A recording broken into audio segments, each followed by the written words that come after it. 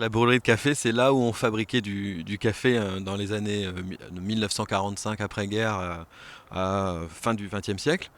Et donc après, l'entreprise s'est arrêtée et pendant plus de 20 ans, ce bâtiment est resté à l'état de friche. Afin d'éviter qu'un promoteur n'achète le bâtiment pour en faire des logements, la municipalité a choisi de se lancer dans un projet de réhabilitation de l'édifice en y intégrant de nouveaux services à apporter aux Dourgeois. D'abord les services techniques, pouvoir les accueillir dans un endroit rénové complètement.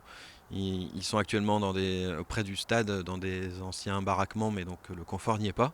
Sur l'angle où c'est noté brûlerie de café, là il y aura une boutique éphémère. Donc tous les 2 mois, donc des artisans, des commerçants viendront présenter leurs produits. À l'étage, la maison des jeunes et le centre ado, sur la plus grosse des parties.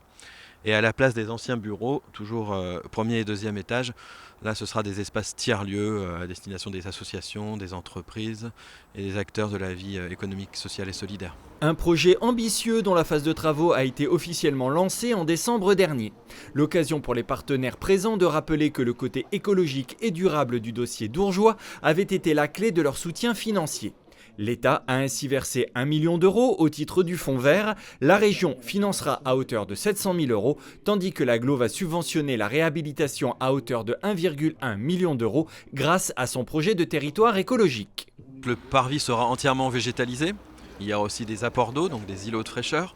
Et sur la façade, une deuxième peau va venir se mettre, donc ça fera comme office de véranda, donc ce sera plus chaud l'hiver et plus aéré, plus frais l'été.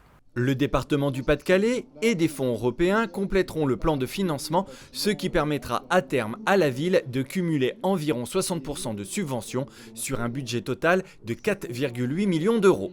Le nouvel équipement devrait être livré en décembre 2026 et portera le nom de Théodore Fastignac, ancien maire de Dourges, qui a été à l'origine de la création des services techniques et des centres aérés de la commune.